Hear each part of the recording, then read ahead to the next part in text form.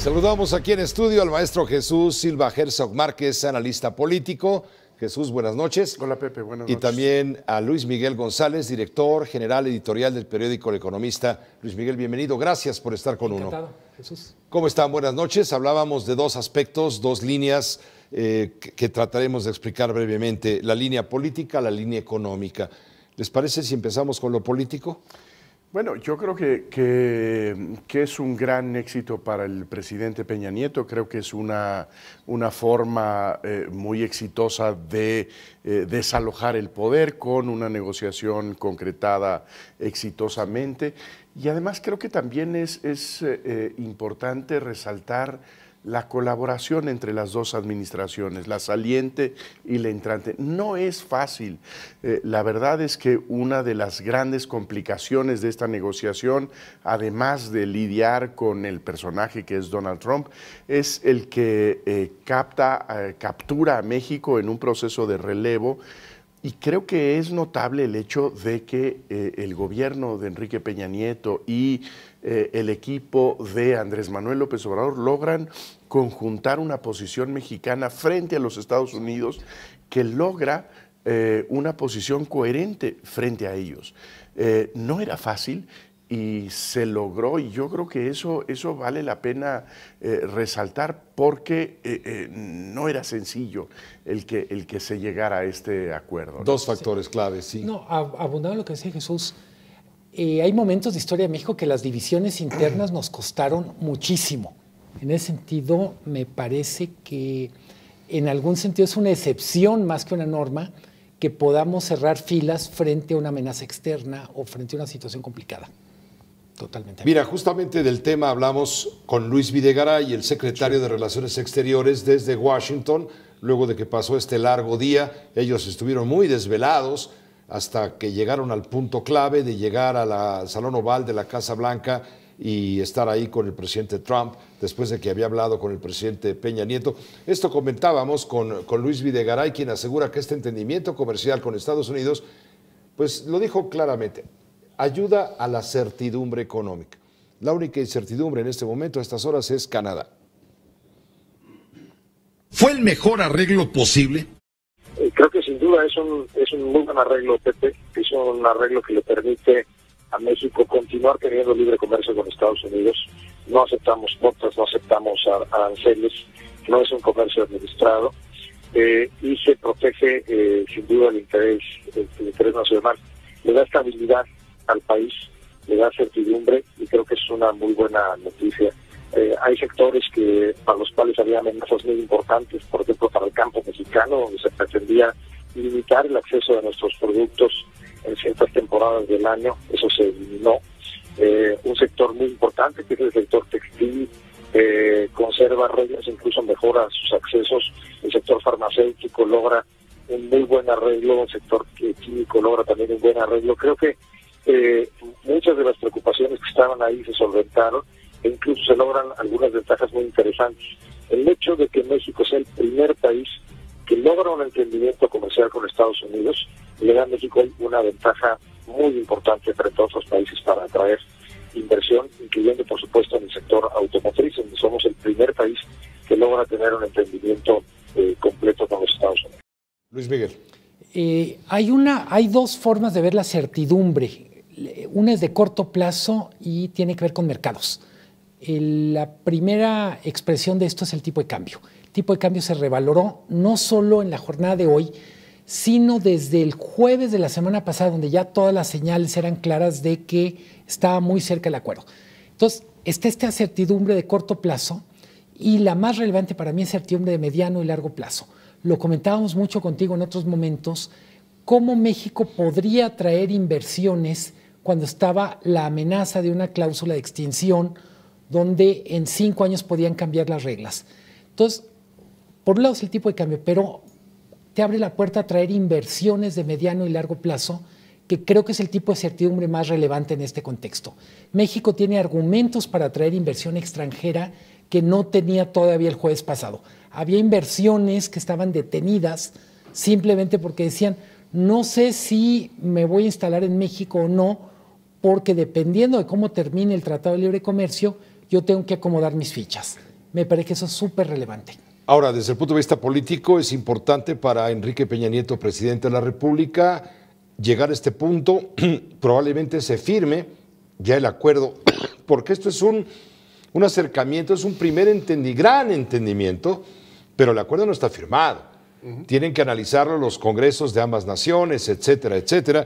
Pero vamos, él se va a ir de la presidencia y quizá uno de sus últimos actos políticos será la firma de este acuerdo con el testimonio, la compañía de Andrés Manuel López Obrador. Creo que tienes mucha razón con esta reserva. Hay por delante todavía muchas pruebas complejas, particularmente creo que es el Congreso norteamericano.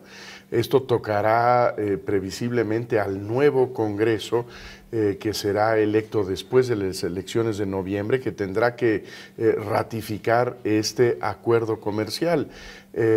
Y ahí hay mucha incertidumbre todavía. ¿Qué es lo que se va a conformar en la nueva legislatura norteamericana? Es algo que no sabemos todavía, y el ánimo, digamos, proteccionista desborda las configuraciones de los partidos políticos, porque tanto en el nuevo partido republicano marcado por el populismo de Trump, como en la tradición sindicalista del Partido Demócrata, hay muchos impulsos proteccionistas. Entonces habrá que ver, más allá de lo que acuerdan las administraciones, qué es lo que puede pactar el Congreso norteamericano. También hablamos con Ildefonso Guajardo, el secretario de Economía de México, que fue realmente la cabeza negociadora junto con Luis Videgaray, pero sobre todo él en la parte menuda fue el que estaba con el cuarto de al lado, con los empresarios y demás, viendo hacia adelante con lo que hoy parece estar llegando a un punto clave, un punto de acuerdo. Ahora se va a revisar el tratado, se va a revisar cada 6 años, es decir, va a quedar el tratado vigente 16 años, con revisión y mantenimiento cada 6. Ese horizonte es mucho más largo y evidentemente redunda en mayor certeza. Pero no solo eso, Pepe. La propuesta americana era terrible. Era muerte súbita a los 5. Esa era la propuesta estadounidense. ¿Qué es lo que...? Por eso ahora yo le llamo a esto un mecanismo de revisión y más bien un amanecer que un atardecer, ¿no? ¿Por qué? Porque lo que haces es que ahora sí mantener la obligación de cada 6 años sentarnos a evaluar. Y a partir de esa evaluación recomendar a los líderes otra vez lanzar el acuerdo validado 16 años hacia adelante. ¿Qué es lo que nos pasó en 22 años? Pues se fue deteriorando frente a la opinión pública norteamericana. Acuérdate que Obama había prometido en su campaña renegociar NAFTA, afortunadamente utilizó la vía del TPP, pero el presidente Trump a los 22 años pues estuvo permanentemente amenazando y generando incertidumbre con disparar el gatillo de la 2205, que es la cláusula de salida en 6 meses. Entonces, para evitar que eso nos vuelva a suceder en América del Norte, es muy saludable meter esa cláusula de revisión, que además, si en el 6º año no hay, digamos, coincidencia de las evaluaciones, puedes hacerlo en el 7º, puedes hacerlo en el 8º, puedes llevarte hasta 10 años antes de que se te llegue a la siguiente conclusión, de tal manera que pasas periodos gubernamentales. O sea, no dependerá de un solo presidente de México o de un solo presidente de Estados Unidos. Esto te reduce las probabilidades de que vuelvas a encontrarte en una situación como la que estuvimos estos 2 años. Otro actor protagónico en todo este asunto ha sido Jesús Seade Curi, el representante comercial del gobierno de transición, del gobierno del presidente electo.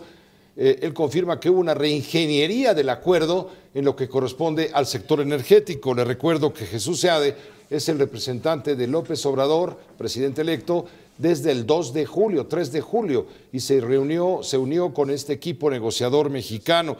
Incluso se llegó a hablar de discordancias entre Luis Videgaray, Seade y Ildefonso Guajardo. Finalmente todo esto ya pasó con lo que se ha logrado. Esto nos dijo Seade.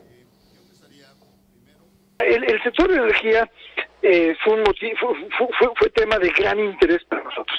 ¿Por qué? Porque bueno, tiene la mayor importancia económica para el país, por supuesto, pero también política para el presidente electo López Obrador y para todo el movimiento que vamos con él. Entonces, estaba tratado en una forma balanceada, pero el tratamiento estaba centrado en reproducir la ley de hidrocarburos. o sea, repitiendo disposiciones de allá, disposiciones que decían, por ejemplo, cosas como México se reserva el derecho de exigir un mínimo de participación nacional en los directorios de las empresas, o lo que fuese, ¿no? Pero era copiado y reproducción de la ley de hidrocarburos.